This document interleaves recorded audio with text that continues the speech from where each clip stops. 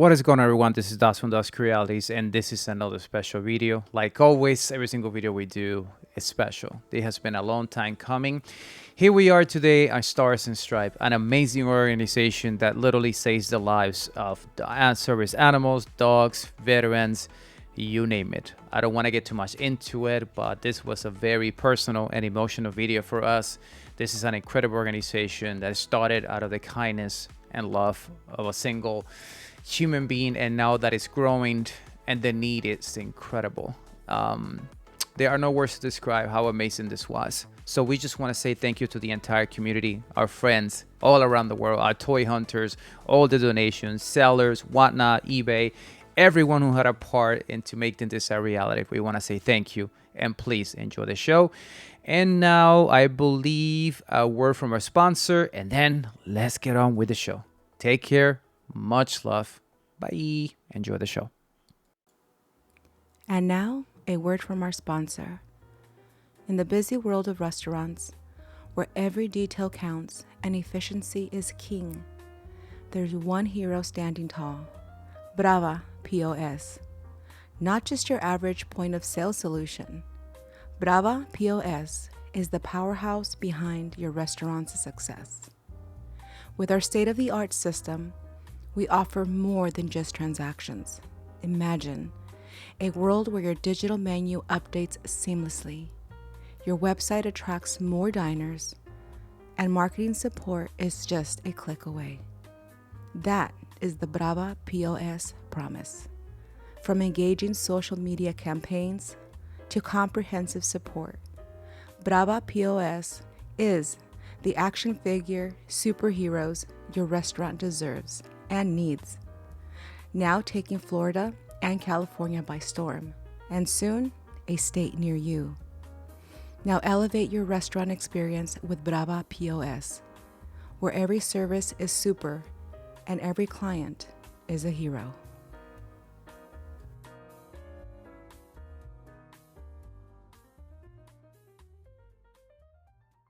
What is going on, everyone? This is Das from Dusk Realities, and we at it again. It's been so long. Really? Has it been that long? Nah. The last time we did this, we supported another amazing organization, and here we are again, folks. Thank you so much to the entire community on whatnot, eBay, you name it, all our travels, every single person that believe in this mission of this craziness of literally traveling all around the world, bringing toys from over 30 countries, and as always, our proceeds supports charity. So here it is, folks. The proof is in the pudding. Today here I am, Doc, and Mrs. Doc is right with me, right next. I can talk today. Oh my God, Mrs. Doc is right next to me, and as always, you know, we are here to introduce you to an amazing organization. You probably already learned about this organization, because that's one of the things we like to do. We like to introduce it, but I'm gonna start talking. I'm gonna pass it over to Mrs. Doc. You go ahead. The floor is yours, madam. Hello. So I just want to start off by saying thank you for allowing us to be here and to be able to give back, not only to the dogs that you guys train for our veterans, but also to give back to our veterans because it's connecting them with a service that they really need. So first of all, I'd like to ask you if you can tell us a little bit about who you are and what you do. Well, who I am, my name is Susan Ames. I'm with Stars and Stripes Dog Rescue. We started this rescue after my son passed away. He was an airman at Beale Air Force Base, and his love of dogs, especially rescue dogs, was number one, followed by his love of the military, the Air Force specifically. We are doing this in his honor, and our major client is the U.S. Veterans. We support veterans, and everything that we do is to give back to our veterans. Awesome. That's wonderful. So I know you had said that you started this after your son had passed, and I'm so sorry to hear. So obviously that tells to us, that part of your mission was to give back to your son's dream. What else can you tell us about your mission and your values of your organization? So our values, especially what I've learned from my son and what he believed in, and working with the various veterans organizations, is that a lot of our military, they did their sacrifice, men and women all over the world in various situations, and when they come back home, they realize that something's a little bit off with them, but they're not quite sure what. And 9 times out of 10, it's PTS or PTSD. And what we found is working with the dogs, it gives them a sense of purpose. It helps them deal with issues relating to, you know, nightmares or nervousness. And what we do is focus specifically on PTSD, where they can go out of their homes, they can go out into the crowds, and whenever they feel anxious, nervous, claustrophobic, the dogs are trained to help them get out of those situations. So that's our number one focus. And what a lot of people don't realize is, as great as the VA is, it's really challenging for veterans to get the support and services, especially for these dogs. Typically they run $30,000 to $50,000. Wow. We pull dogs out of rescues that are going to be put down, and through our program it's about $8,000. So everything that we get, donation support, it goes straight to the dogs. There's no one that gets a salary. We're all volunteers. We can identify to the mission. That's what we do. We don't take a salary from this either. This is just to do this. Correct. This is to give back. So, that touched my heart. Sorry. I get emotional about this stuff like this. So, sorry, Mrs. Doc. Yeah. Go ahead. So I know that when we spoke. So what other services do you guys provide? Because I know you had shared about those who actually train the dogs. So can you share about that? Correct. As far as the training goes, initially we were looking for fosters. So when the dogs come out of the shelter, they need to decompress before they can do anything. We could not find any fosters because the dogs that we save are the bigger dogs. They're about 1.5 to 3 years old. And typically shepherds, pit bull, crossbreeds, right? And those are the dogs that are kind of lost. People don't want them because they're big, they're crazy. And the adolescents, the 1.5 to 3 years old, they're crazy. They're like teenagers. They're all over the place. So we pull those dogs and we put them into a correctional facility where we work with the inmates. We train the inmates to train the dogs on the foundational obedience. And we teach them the 4 basic tasks for our PTSD program. So when they come out of the program, the dogs come out of the program, they are matched up with a veteran. And we kind of do a love match where basically the veteran tells us what they're looking for. We post the pictures up on our web. They kind of find the faces they like, and the inmates will write little bios about the dog, their personalities, what they do well, like long walks on the beach kind of a thing. And then what we do is we meet at a park, and then they can choose between the two which ones that they bond with. And then there's a 2-week program where we do one-on-one training with the veteran, so they learn how to manage the dog, because it's not like instant, here's your dog. It's like, here's how you teach it to do this, this, and this, and here's the tasks that they do. The inmates is phenomenal. There's guys in there that they want to give back, and believe it or not, there's a lot of veterans in the we know. And people don't realize that either. So when they come to us and they say, we don't really want to support the prison, I said, well, there's veterans in there. So they give back by it's basically 24/7. The dogs are with them. They learn dog training, they learn grooming, they learn veterinary care, they learn you name it. So when they come out, and the other thing that we're trying to do is teach them to become evaluators, so good canine citizen evaluators. So these guys, when they come out, they can actually get jobs in the field. So the dogs cannot be adopted until they pass the good canine citizen test. So when they come out, it's like they can walk on leash, they don't interact with other dogs in a negative way, they have strong obedience, and they're better trained dogs than most dogs that are on the street. And you had shared with me that when the dogs are rescued from the shelters, and usually you take the dogs that are going to be put down. Correct. And so then you assess them, and those that pass certain assessment move on to become like actual service animals. But those that don't, they become companion animals. So Correct. They still have some training as well. Exactly. All dogs have to pass the good canine citizen, Okay. even the ones that don't make the program to go on to service dogs. So we've worked with other prisons, and a lot of the workers that are in the prison, some of the corrections officers actually adopt the dogs before they go out. So even the veterans always take precedence, and we have a waiting list. So they're number one. They get the dogs before anyone else. But if we have less inmates, more dogs coming out of the program than we have veterans, then people can adopt them. And even the public can adopt the dogs. They fill an application, we do an on-site visit, we want to make sure the dogs go to great homes, and then we follow up with the dogs to make sure even a year, 2 years later, the dogs are being well cared for. So, and for the veterans, we take care of that dog. Medical bills, heartworm medicine, it's covered by us for the life of the dog. So Wow. they don't incur any costs.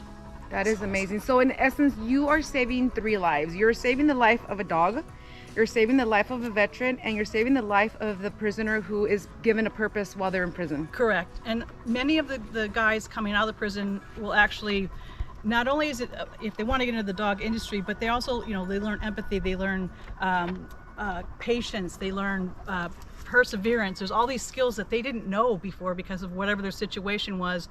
They come out being better humans. So that's the other goal. And it's funny because when I talk to organizations, I either get the look, it's like nobody wants to help the inmates because they did something wrong. It's like, hey, everyone deserves a second chance. Amen. The dogs coming out of the shelters, second chance. The inmates and the veterans have a second chance at a better life. So I mean, that's kind of the whole, it's like more of a triangle than a circle, but it's the triangle of life, right? Yes. So, No, absolutely. Well said. Absolutely. Well said. What would you say with your organization and just with the work that you guys are doing, what are some of the biggest challenges that you guys face? the perspective, some of the challenges that we have is a lot of these guys give up, even though when we go into the program, they understand this is really a lot of work. It's hard, it takes patience, it takes a lot. And so they give up. And so they need people to kind of call them like a mom, right? Like, have you eaten your Wheaties today, kind of a thing. So that's the biggest challenge because they kind of give up. So we have to do a lot of hand holding. And a lot of it also is when we are out in public doing training, getting them used to the fact that when people come up to them and say, hey, that's not a service dog, what are you doing in here? They get all nervous. So I basically teach them not only to be an advocate for the dog, but to be an advocate to get rid of some of these, usually it's older ladies, to get them to kind of step back, right? It's kind of like, here's the things they can ask you, here's the things you need to do. So I can use both my hands to tell how many accounts of people coming up and that dog can't be here, or oh, dogs love me, come up to me. So basically I teach them to stand in front of their dog, how to escalate from, hey, you need to back off, to get the hell away from me. So but I see how anxious they get when they see somebody coming into their territory. So it's kind of funny because it's like dogs, right? If a dog doesn't know you and you're coming into your, so there's a lot of similarities there. Yeah, but those are probably some of the key challenges, and you really feel bad for them, especially when you're out there advocating for the program and people want to see pictures of the veteran and the dog, and or when you take dogs to events, it's like, these are service dogs. They're not dogs that you can kind of come up and pet and fuzzy, right? Yes. So that's been kind of challenging for us as an organization, is like we don't have dogs. So that's kind of why I bring this one, because we also have a program at the schools, the elementary schools, where we teach kids, and this is because of their parents. Because dogs coming up to talk to the dog and hugging, it's like, where were you taught about how to deal with dogs? So we did a coloring book, which you can show later, and you can actually download from our web page, a coloring book for kids to teach them the safety tips about how to approach dogs you don't know. And then we also take 10 or 15 minutes to teach them about service dogs. So when they're wearing the vest, don't touch them, don't talk to them. If a dog comes up to you, it's because their owner's in trouble, and follow them back. So we teach them those kind of etiquette skills around service dogs. Awesome. Wonderful. So my last question, and then Doc is going to have some more questions, but my last question would be, if anybody seeing this video wanted to donate to you, or if there is a veteran who would need your services, what is the best way for them to reach out and connect with you? Two ways. You can go to our website. You have our phone numbers on there, and I'm not posting. There's an application that you fill out, and I gave you guys a copy of that. They can scan the code and they fill out the application, and we'll give them a call back and, what do you need? What are you looking for? The reason I don't post it online is we get calls from all over the US and Canada looking for the dog program. And right now we're just right here in the Sacramento area. We work all the way up El Dorado County, Placer County, and we're growing. Hopefully I can get more trainers on board, because then we could go further out. But I would like to get this program up to a point where we can teach other rescues that are close to prisons to be able to do this themselves. That's my ultimate goal. So that way we can go all over the United States, but baby steps, right? For sure. Absolutely. Would you mind saying the name of the website, the address for the folks that are be watching this? It's the website is starsandstripesdogrescue.org. All right. Awesome. And we do have a Facebook, Stars and Stripes Rescue, and then we have another group. Facebook group is Friends of Stars and Stripes Dog Rescue, which basically is where we track all of the dogs going in and out of the prison. So there's a bunch of different ways you can get hold of us. Hey, and we're back. Thank you so much for the first part. My goodness, that was emotional, and we so appreciate what you do. Honestly, it's it takes us. It's a lot of work to get to this point for us, and every time we get to meet organizations like yours, it makes it that much worth it. to see that there's other kind folks out there recognizing that there's such a high need for our community, and and this is intimately personal for us. So we just want to say thank you. But now we're gonna get to the fun part of the video. Now that I'm saying the last part was fun, but we we're gonna get to the fun part. So, as you know, we sell toys for charity. So you've probably seen from our videos that we get a little crazy when it comes to toys, and we'll be toys from all around the world. So now this is where we're gonna talk about toys a little bit. So I'm curious, what was your favorite toy growing up? Thinking about my favorite toy, I would say back in my day it was baby dolls, but Lincoln Logs. So I would actually make houses to shove the babies in. So I wasn't one of those like precious little Barbie. So I would make houses to put my Barbies in. So. Love it, love it. So now that you're older, I'm gonna assume that you're 21. Oh yes. Okay. Just barely, right? Yeah, let's just say you turned 21. But if you were to collect the toy line today, because this is what happens, right? When we were kids, we window shop and we go, oh my God, I wish I could have that, but we could never afford it. And so, I always told myself, one day I'll get there. So I'm just curious now that you're over 21, just turned 21, if you were to collect a toy line from back in the day to now, what would that be? Care Bears. Care Bears? And the reason for that is love it. You have every emotion and on a fuzzy animal, right? And when you have them all lined up, and I remember when my kids were younger, my daughter would circle the Care Bears around my son and just do the whole Care Bear stare thing. So it was kind of goofy, but it brings back those kind of fond memories. But yeah, Care Bears. Care Bear, and by the way, they're expensive now. Oh, I know. That's what I'm saying. If I would have kept all of them, we'd buy a new house. Yeah. So as money is no object, I imagine we'll get some Care Bears. That's right. Lots of Care Bears. Awesome. Love that. And so I'm curious, and so I know we brought a lot. I think we went through your entire wish list, and we did the best we could. And then some. Well, thank you. But I'm curious, like for the doggy, because a lot of people were watching this because we created a new hashtag, tacos for the puppies, and I will explain that a little bit later in the video as we're saying thanks. But I'm just curious, for most of the toys and the things that we brought for the dogs, do you find, is there any favorite toys that the dogs tend to like the most? Because I'm sure a lot of folks are gonna see this and be like, we're buying toys for the puppies. Any toys in particular? The chew toys,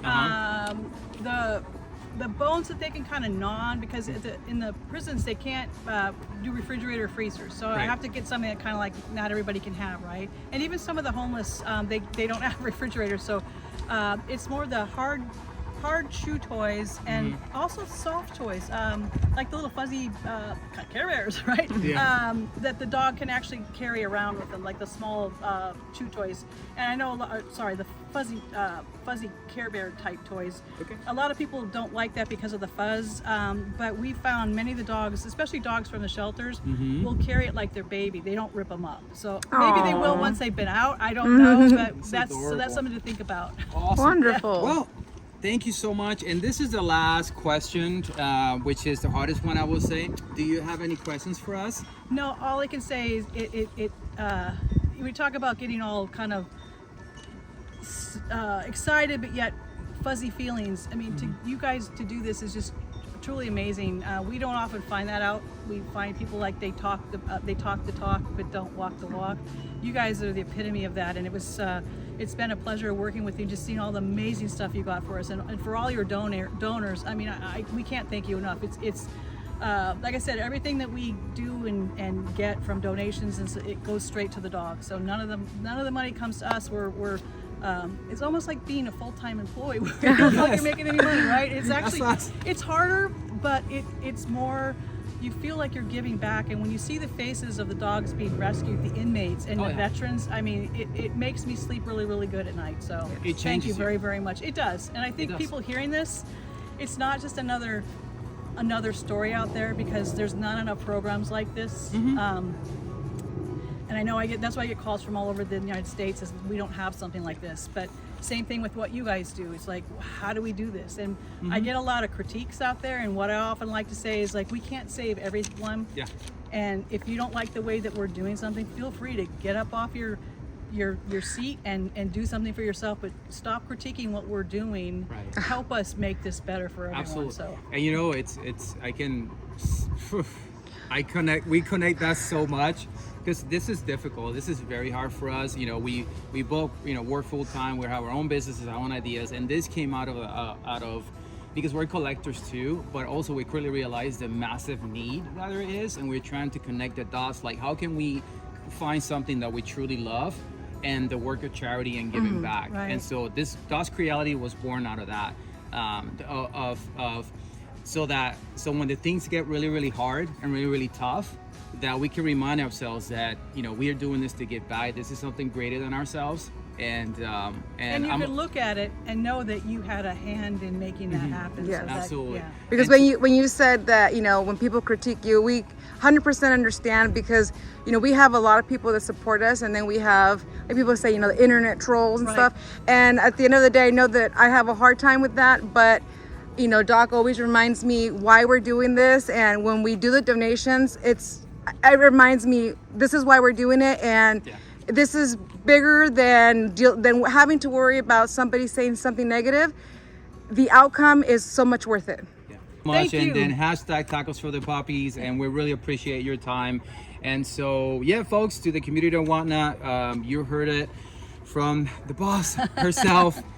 Thank you all so much to all the friends around the world who are watching this, from Mexico, Australia, Colombia, Venezuela, United Kingdom, to our folks in Panama, Puerto Rico, all over the United States. What was that? You. Iceland? Remember Oh, that yes. gentleman from Iceland? To our folks in Wow, that's Iceland. incredible. Yes, we had To our a. folks in Iceland, to our folks in United Kingdom, to our folks in South Africa, to our folks in Argentina, Colombia, Ecuador, Peru, all the toy hunters that helped us bring toys from all around the world, because we have built a chain. We bring toys from over 30 countries. That's crazy. And we get to sell them, and some of the toys get donated, some of the stuff. So we try to like not only take care of our community here, but our community internationally as well. So there's a lot of people employed in other countries that work with us, that, you know, that help us find these toys as well and provide a better life for them. So anyway, thank you so much, Stars and Stripes and Rescue. We love you, and now let's do some shout outs for our people. Thank you so much.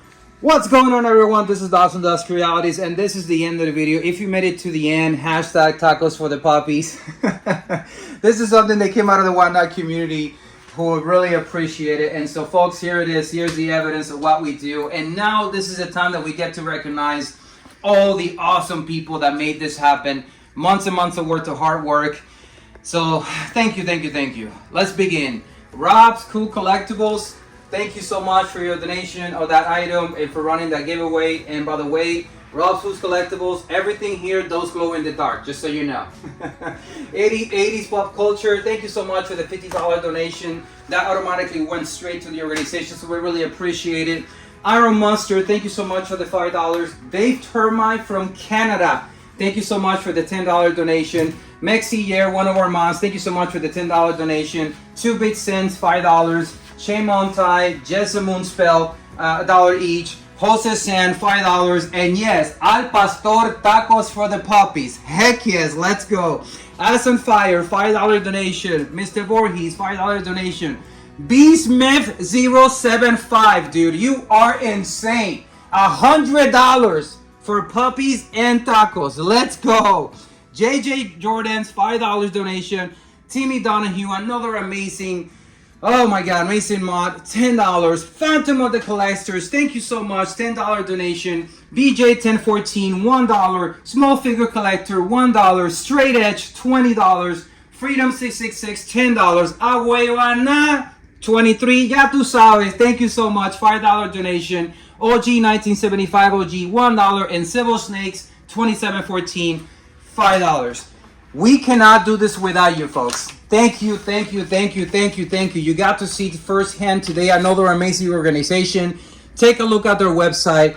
I am literally speechless again. It is a beautiful, extremely hot weather day in sunny Northern California. So we want to say again, thank you all so much for your support. We could have done this without you. And guess what? The clock starts tomorrow all over again. Reset back to zero, and we're going to be on the hunt for another amazing organization. Last but not least, all the revenue generated from this video will be 100% donated to the organization.